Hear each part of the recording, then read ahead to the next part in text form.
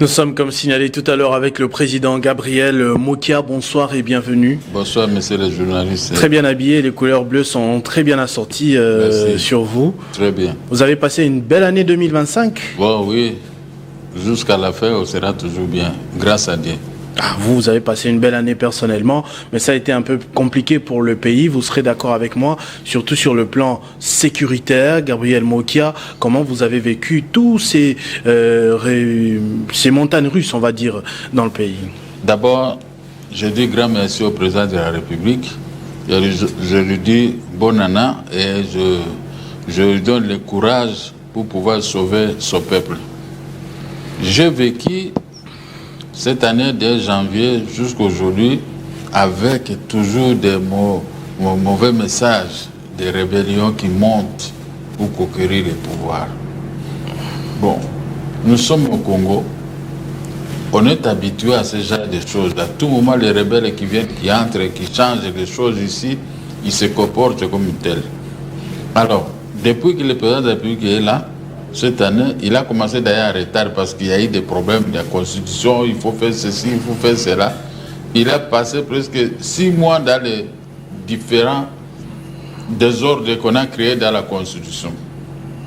Sans compter les occupations de nos villes qu'on a prises à l'intérieur du pays, telle ville Bukavu, telle ville Goma, maintenant Uvira, telle ville...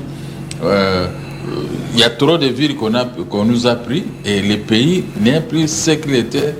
2 345 410 km. Nous sommes pris là. Donc maintenant nous sommes morcelés. Nous risquons de devenir comme le Soudan du Nord et le Soudan du Sud. Et pourtant c'était un très grand pays.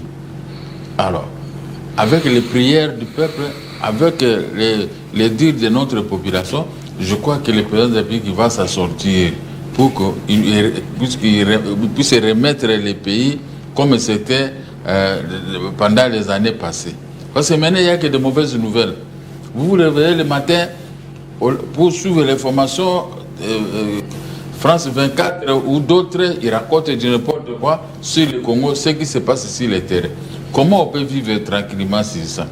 On a vécu que sur la paix, les agitations jusqu'à aujourd'hui. D'ailleurs, Dieu merci que nous sommes arrivés à la veille de bonne année. Les cœurs ne commencent plus à battre comme à l'époque, parce que c'était terrible à l'époque. Hein, les mois passés ici, c'était terrible. Qu'est-ce qui a apaisé votre cœur? L'accord avec les États-Unis? Oui, je crois bien que les États-Unis vont utiliser des moyens énormes pour pouvoir régler ces problèmes de l'occupation de nos provinces. Je crois, j'ai l'espoir que le chef de l'État va se donner pour que nos provinces nous reviennent.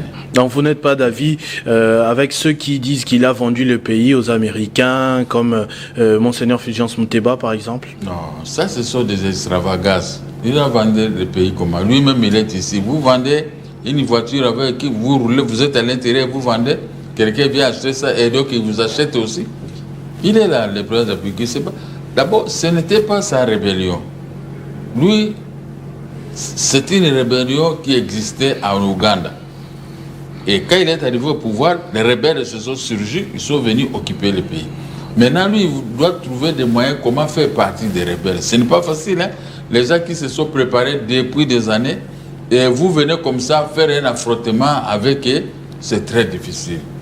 Des fois, les gens doivent avoir pitié du président de la République parce que lui-même aussi, il a souffert dans ce qu'il fait, dans ce que les gens sont surgis, je ne sais pas de quel côté, quoi, de l'Ouganda, pour pouvoir lui attaquer. Au lieu de jouir de son pouvoir, faire de bonnes choses, maintenant son pouvoir commence à l'embêter. Là, ça va, même si vous étiez à sa place, on vous menace ceci par les gens tous les jours, vous n'allez pas bien dormir. C'est ça qui arrive au chef de l'État. Donc nous pouvons faire des prières, nous donner la chance pour qu'il puisse remonter cette épreuve. Non, il y a ça, on parlait sécurité, mais il y avait aussi le volet justice. Vous savez, le président de la République a milité toute sa vie pour l'état de droit, d'abord avec feu son père, votre compagnon, Étienne Tshisekedi, puis il est arrivé au pouvoir avec ce même slogan-là, justice, état de droit. En 2024, il s'est doté d'un ministre de l'opposition. républicaine, Constant Moutamba, qui l'a salué. Puis en 2025, ce dernier finit en prison, condamné. Vous, qui militez aussi pour la justice dans ce pays, est-ce qu'il y a encore l'espoir ou bien des scénarios comme cela enterrent définitivement des chances que nous vivions un état de droit en RDC? Le problème, c'est au niveau du Conseil supérieur de la magistrature. Ah bon? Ces gens, ils doivent taper très fort auprès des juges. Qu'est-ce qui nous divise avec les juges aujourd'hui? C'est l'argent. Quand quelqu'un a l'argent, il achète tout. Les droits qu'ils ont appris à l'école, ils mettent ça de côté. Mais ils voient les droits d'argent. Surtout les gens qui faisaient les diamants, et ils n'hésitent pas de contacter les juges ou les ministres ou tout ça pour corrompre. Alors maintenant, nous ne voyons pas ça, nous voyons seulement la justice est mauvaise. Mais c'est sur nous autres qui viennent avec l'argent pour corrompre ces gens de la justice. Quand on vous tend $100,000 ou $50,000 comme ça, les cœurs vont commencer à battre, il faut prendre. Justement, j'ai fait ceci, peut-être on va aller annuler la décision au niveau supérieur. Voilà ce qui arrive. Ce n'est pas le problème des chefs de l'État pour la justice. C'est un problème de la conscience de ceux qui prennent des décisions sur la justice. Parce que l'argent circule dans ces pays. On dit qu'il n'y a pas d'argent. Mais moi, quand je dis qu'il y a beaucoup d'argent dans ces pays, regardez seulement comment les gens qui construisent des maisons ici. Vous trouvez à quelques minutes une maison qui sort d'un côté, à quelques minutes une maison qui sort d'un côté. Mais la population est toujours vue dans la poubelle totale dans la ville de Kinshasa. Et ce n'est pas digne d'un gouverneur ou d'un ministre qu'on a mis sur ces points, au lieu de s'atteler pour pouvoir organiser la ville et trouver la ville très propre, comme si quand nous voyageons, vous voyez chez les autres, c'est très bien. Vous vous gênez, même si vous avez un papier, vous ne pouvez pas jeter, vous mettez sa poche, vous allez jeter ça quelque part. Voilà ce qui nous manque, nous, les Congolais. Du côté justice. Du côté justice, c'est ça, le côté justice. Parce qu'il me semble que vous-même, vous êtes une victime ou bien un bourreau. Ça dépend des jours. En janvier, vous êtes victime. En février, vous êtes bourreau. Ainsi de suite pour les légendaires dossiers de votre parcelle. Mais je vous ai dit, c'est ça. Les gens ne lisent pas les droits. Les gens voient seulement l'argent. Quelqu'un, un juge qui voit que les droits, les articles des droits disent ceci. Mais lui, il fait le contraire. C'est ça qui m'étonne. Tout est clair. Mais quand on voit que la personne a beaucoup d'argent, on se penche vers son côté. Quel que soit, même les ministres, il n'y a pas... tout le monde est là-dedans. Vous ne pouvez pas condamner un huissier alors que son chef est toujours dans la corruption. Moi, je souffre pour ma maison, c'est parce que le monde veut que je puisse souffrir de cette façon. C'est une histoire qui était déjà classée, tranchée depuis longtemps.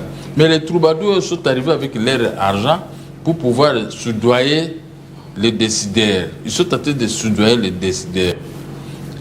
Alors, ils ne savent pas que là, en haut, il y a le chef de l'État qui les regarde. Aujourd'hui, si le chef de l'État vous révoque, oh non, le président de la République est en train de... Mais les chefs de l'État ne s'immiscent pas dans les affaires privées, les affaires de droit, ils restent... Mais quand il va voir que tel, il fait ceci, il doit se mixer pour révoquer ceux qui font le désordre, les renvoyer dans l'administration de la justice.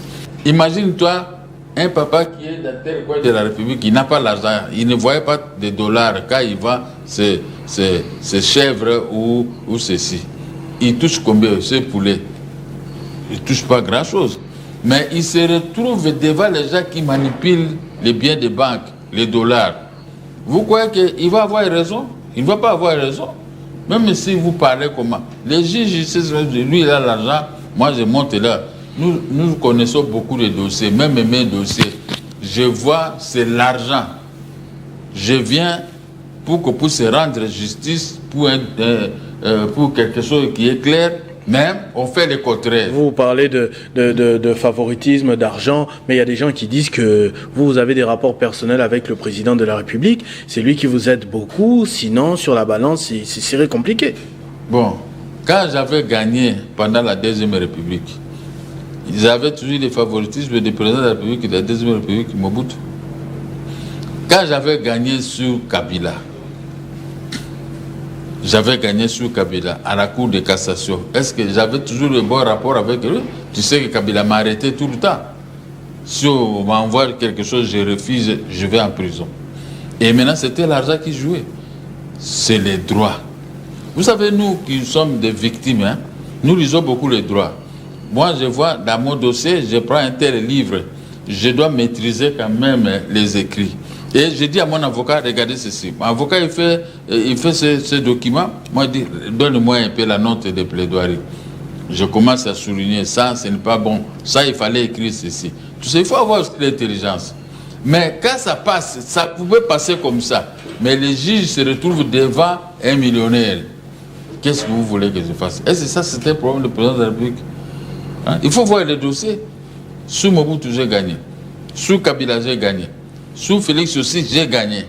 Mais les gens amènent de l'argent pour embrouiller. Tu vois, même un ministre, vous parlez avec lui, il est d'avis avec toi. Mais quand l'argent arrive, il laisse tomber, il fait le contraire des droits que vous le dites. Là, ça ne va pas.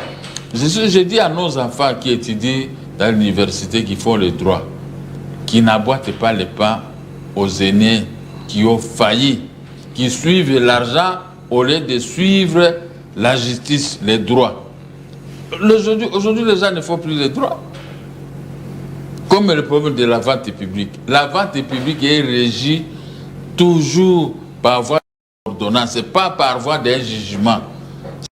De tout le monde, de ceux qui ont fait les droits. Mais aujourd'hui, les gens confondent les jugements avec l'ordonnance. Or que la mère patrie, c'est l'ordonnance. Les maisons saisies sont toujours vendues par voie d'ordonnance. Mais même si vous allez avec les jugements, les juges doivent seulement se déclarer incompétents pour connaître la matière qui relève du président du tribunal de grande instance. Mais aujourd'hui, les juges ne connaissent rien.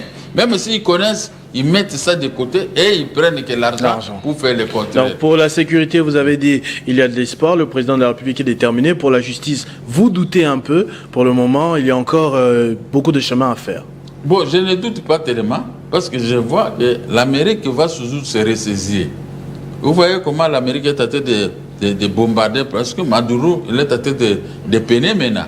Au Venezuela. Au Venezuela. Quand vous doutez avec l'Amérique de cette façon, l'Amérique va se retourner. Mais là, on va laisser l'Amérique tout faire. Même pour la circulation à Kinshasa, les roulages, on va appeler les Américains. Pour les églises qui jouent de la musique forte la nuit, on va appeler les Américains.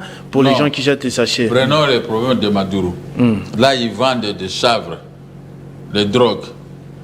Quand quelqu'un prend des drogues, il n'est plus comme toi et moi maintenant. Donc, c'est quelqu'un, vous le parlez, il est dans un autre monde, il peut tomber même devant vous. Mais vous pouvez laisser la population en train de tomber comme ça, à faire n'importe quoi.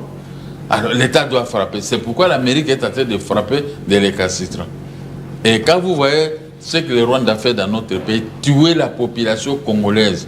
Parce qu'aujourd'hui, les gens ne veulent pas qu'on parle de Rwanda. Je ne sais pas qu'est-ce qui se passe, quel mécanisme qui est là. On ne peut pas parler de quelqu'un qui est en train de nous tuer, faire de n'importe quoi.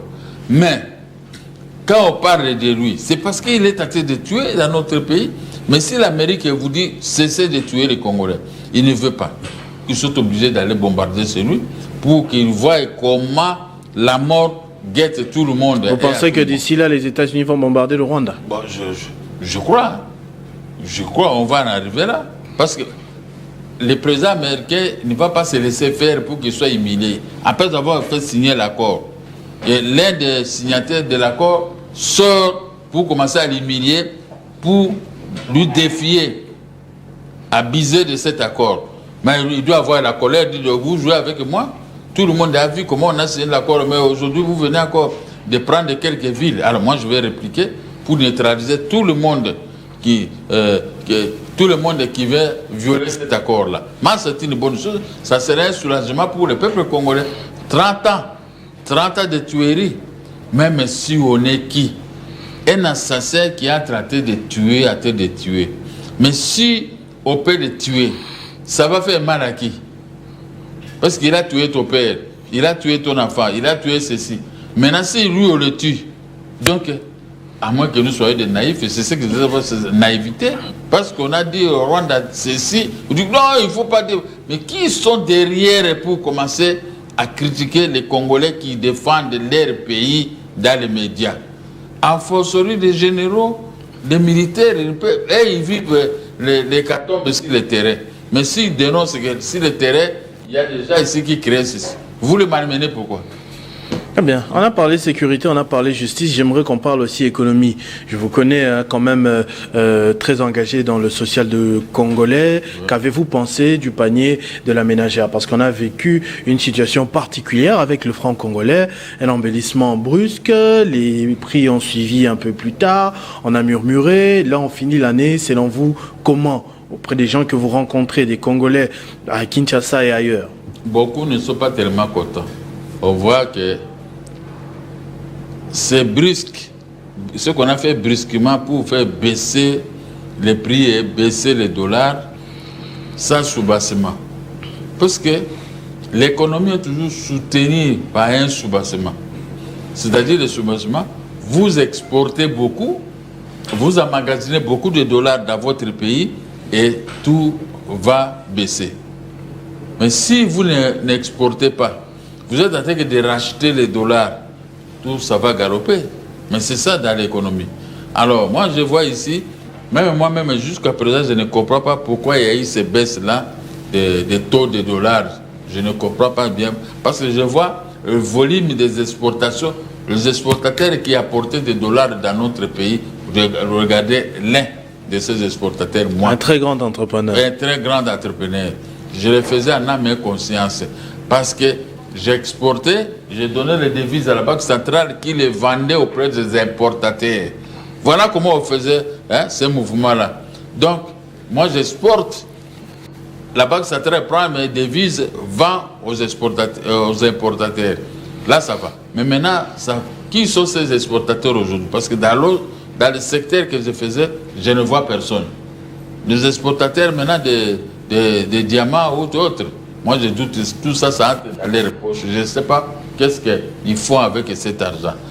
S'ils veulent des conseils, moi je dis, même la Banque centrale, même eux, ils peuvent demander les gens comme nous, parce que nous connaissons bien ces mécanismes. Moi, j'apportais beaucoup de devises, beaucoup de devises. Les pays n'en manquaient pas de devises. Alors, quand il y a beaucoup de devises, le marché va baisser. Parce qu'un importateur qui voulait importer ses affaires avec les prix plus bas des devises, là, il est content et tout va devenir à moins cher. Mais quand j'importe avec des devises plus élevées, moi aussi, je vais chercher le gain de cause, je vais augmenter les prix sur le marché. Voilà, c'est ça qui tue les gens. Maintenant, aujourd'hui, je ne comprends pas vraiment comment il fonctionne. Pour vous, c'est cosmétique et à un moment, les choses vont s'empirer comme le disent certains experts? Oui, c'est ça. Les choses vont s'empirer bientôt. Mais voyons seulement. Regardez, nous, à l'époque, on attaquait ça comme... Moi, j'exporte. Tu vois, dans un pays, il y a 400 exportateurs ou 500 exportateurs partout, de gauche à droite. Pourquoi, comment il ne doit pas y avoir une baisse des taux de change? Parce que tout le monde exporte. Et à l'arrivée de ces devises-là, ça inonde maintenant des marchés. Oui. Nous, on était cherchés par, même les petits blancs qui étaient ici. Mais c'est moi qui a... Vous avez des devises? Oui, j'ai des devises à la banque. On va à la banque, je dis mes devises données à un tel. On lui donne mes devises, lui il me paye en Zaïre monnaie. Moi, je prends le Zaïre monnaie et je ramène encore cette opération de revolving aux côtés des plateurs.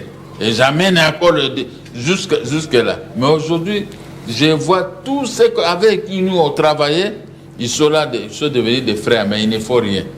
Et la brousse est toujours comme ça, mais avec des rebelles. Mais comment on peut faire? Qui est compliqué, effectivement. Compliqué, les rebelles sont là qui vont tuer. Et tout le monde a peur maintenant d'entrer à brousse pour faire ce que nous on faisait. Parce qu'on n'arrive pas à nous comprendre. Ouais? Comme nous sommes là, on se regarde. Moi, je regarde comment l'économie fonctionne. Même si vous êtes qui, vous faites ce que vous faites, mais moi, je peux aussi vous donner une leçon de telle chose. Parce que j'ai l'expérience. Vous voyez, l'expérience se fait vivre de tout le monde. Mais si vous voulez seulement faire de votre façon, sans demander ceux qui ont l'expérience, le pays va commencer à patauger de cette façon. Alors, on va terminer avec la politique cette fois. Vous savez, nous nous approchons de 2028. Tout au début de votre intervention, vous étiez en train de parler du président de la République qui était plongé dans une campagne sur l'affaire de la Constitution qui lui a bouffé un peu de temps. En ce moment, il y a plusieurs voix de l'UDPS qui sont en train de monter au créneau pour parler du président de la République qui a une mission et plus un mandat. C'est-à-dire qu'il sera là jusqu'à ce qu'il n'y aura plus de guerre au Congo, une guerre que nous vivons depuis 30 ans. Quelle est votre position là-dessus? Ça est dans la Constitution de l'article 71, je crois. Ça est là-bas. Qu'est-ce qui est là-bas? Il faut que les chefs de l'État soient élus, soient installés avant que celui qui était là puisse partir. Mais c'est ça, je l'ai dit de ma façon. Mais pour qu'il y ait un nouveau président de la République élu, il faudrait qu'il y ait des élections. Il faut qu'il y ait des élections et puis il faut qu'il y ait la paix. Donc les élections sont conditionnées par la paix. Il faut la paix, mais maintenant, comme nous sommes là, tel coin tombé. Et maintenant, si on élit un président de la République ici, celui-là, il va faire quoi? C'est-à-dire qu'il a divisé, il a accepté de diviser la balkanisation. Parce que ce président-là ne sera pas le président du Nord Kivu, du Sud Kivu. Au Kivu, là-bas, on va le contester. Alors comment voulez-vous que vous êtes président et qu'on arrive à vous contester? Parce qu'il y a des rebelles d'un coin qui vous attaquent toujours. Là, ça ne sera pas bien. Il faut qu'on puisse être avec les Américains, qui puissent terminer cette guerre ici. Les pays reviennent comme une fille en sautant de Mobutu. Maintenant, nous pouvons, l'économie sera remise en musique. Ça va se remettre comme ça tranquillement. Moi, je veux voir, on se trouve avec toi. Je suis capable de prendre $200, je vous donne. Comme il y a des fêtes ici à l'époque, vous venez chez moi au bureau, vous venez chez moi à la maison, il y a plein de monde pour donner ceci, donner l'argent et je donne. Parce que moi aussi, quand j'exporte, j'importe, j'ai de l'argent à la banque et je fais sortir ça avant. Mais aujourd'hui, qui vient encore nous voir? Parce que tout le monde nous dit, ils n'ont pas l'argent. Chacun cherche à se débrouiller de sa façon. Même ici, il a mangé ce même morceau de pain. Donc, il est content de ça. Donc, il faut que l'économie puisse remonter. Ceux qui gèrent l'économie dans notre pays, des fois, ils sont distraits. Sans les exportations d'une manière légale, l'économie sera toujours à lambeau. L'économie sera toujours à lambeau. Donc le peuple va commencer toujours à souffrir. Quelque chose qui se vendait à $5, vous le trouvez à $30, à $20. C'est-à-dire que l'économie, ça va mal. Ça va mal. Moi-même, je vois, quand je circule, quand je suis même au bureau, quand ceci, je vois tout ce qu'on faisait. Et puis, à ce moment, l'État n'a pas tellement beaucoup d'argent pour payer. Quand vous avez une créance auprès de l'État, c'est le ministre des Finances qui est habilité à payer les DTO, les OPI et tout ça. Mais il n'arrive pas à payer, pourquoi? Parce que tout est arrivé à la Banque centrale. Il suffit seulement que les ministres aient quelqu'un là-bas qui va donner l'ordre. Mais ceux-là, ils ne donnent pas l'ordre parce que quand ils regardent dans leur machine, l'argent ne couvre pas. Et vous voyez, les ministres deviennent arrogants. Ces directeurs, ces conseillers deviennent arrogants. Et ils ne savent pas qu'ils sont en train de faire souffrir tout un peuple. J'ai donné mandat à tel. Ce mandat, je crois que ça va nous sauver. Mais les mandats commencent à nous faire souffrir. Vous croyez que qui sera content de ça? Personne ne sera content de ça. Les mandats doivent être là pour faciliter le peuple à mieux vivre. Parce que pendant la campagne électorale, nous avons un discours que nous tenons. Moi aussi, j'avais tenu un discours pendant la campagne pour l'élection présidentielle. Moi, j'étais candidat. J'avais tenu mon discours. Si j'avais réussi, vous croyez que je vais m'échapper de ce que je disais? Ça allait me rattraper. Pour tel domaine, je dois faire ceci. Tel domaine, je dois faire ceci. Surtout pour le problème des militaires.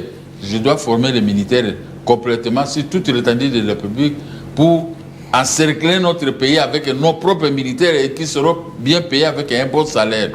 C'est ça le discours que j'ai tenu. Tous les militaires qui me demandaient, j'ai dit, moi je vais vous payer ceci. Et où est-ce qu'on va trouver l'argent? Dans l'économie, parce qu'il y aura la paix et la tranquillité dans notre pays. On va produire, y compris les minéraux qu'on extrait et la production de la brousse.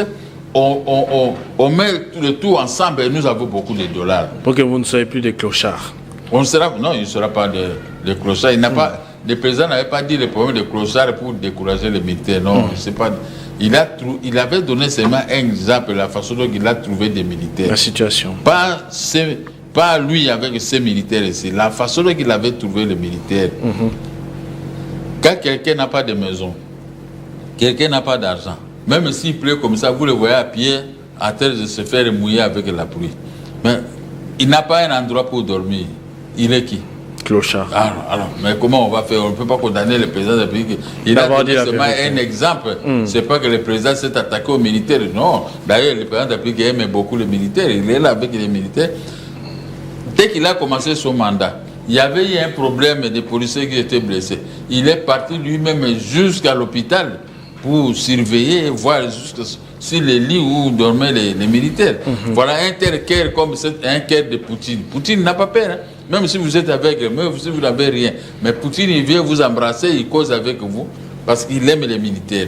Ça, c'est très bien. Dans l'air tombe, il va toujours déposer les gerbes des fleurs. C'est une tradition. 2025 se termine, Président. J'aimerais, pour terminer, avoir votre mot.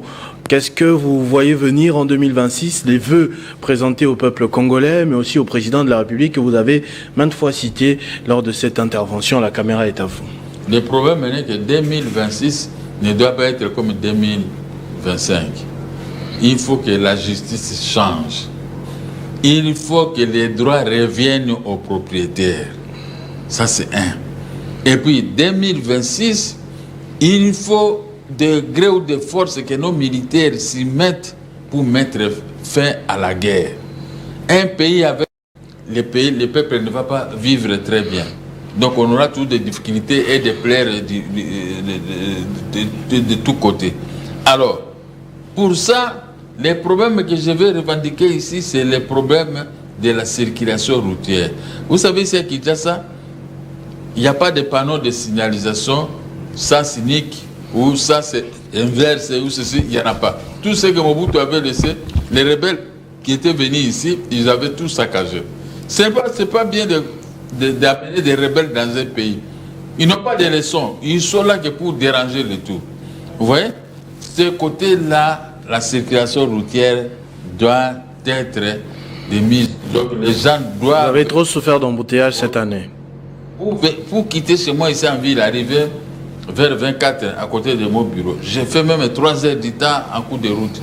Est-ce que c'est 3 heures du temps, 4 heures du temps, c'est comme si je m'en vais en Afrique du Sud en avion? Vous voyez? Alors que je m'en vais ici chez moi dans mon petit bureau. Quelques ici. Kilomètres. Alors, ça ne va pas. Ce côté-là, les militaires ne regardent pas. Ils demandent toujours l'argent. Mais pour gagner de l'argent, il faut que les choses marchent. Et comme il n'y a pas aussi de taxes sur la route, comme il n'y a pas de taxes, et les militaires n'ont pas le droit d'arrêter des voitures et faire ceci, le pays ne va pas marcher. Parce que le pays peut marcher quand les militaires arrêtent. Il y a trop d'infractions dans notre pays.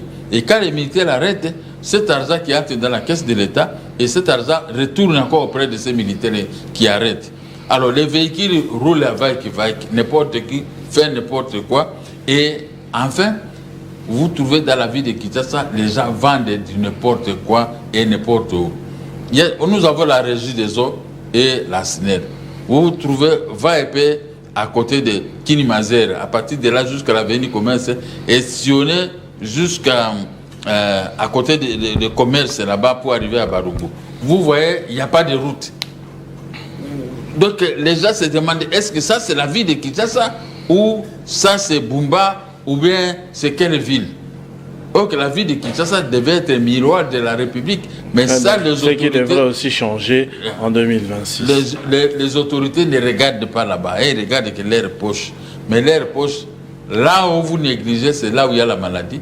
La maladie attaque tout le monde, même vous-même en tant que chef, vous pouvez être attaqué par cette maladie. Et quand je voyage, je vais quelque part dans un pays, je regrette que je peux rester dans ce pays. Mais comme ce n'est pas mon pays, j'aime mon pays. On est mieux que chez soi. On est mieux que chez soi. Donc, 2026, le gouverneur doit cesser de faire des aventures. On doit les demander de nettoyer réellement la ville. La ville ne peut pas être comme ça. toute la ville devient grand. Regardez, le grand marché a quitté Rwakading. Le grand marché est arrivé jusqu'à Hotel Memling, jusqu'à Boulevard. Partout là, même si on fait les travaux, la population amène de la boue, de feuilles de manioc partout pour jeter. Mais à ce moment que ça va tourner mal, oh non, c'est l'État. Non, ce n'est pas l'État, c'est nous-mêmes, nous sommes à la base de faire ce qui n'est pas bon. Donc faisons quand même quelque chose pour faire. Merci beaucoup. Merci pour votre intervention. On va prendre le deuxième invité, je l'avais annoncé, Enoch Mwanda, qui est entrepreneur diaspora congolaise, qui va nous parler de l'administration correcte comme clé de développement d'une nation.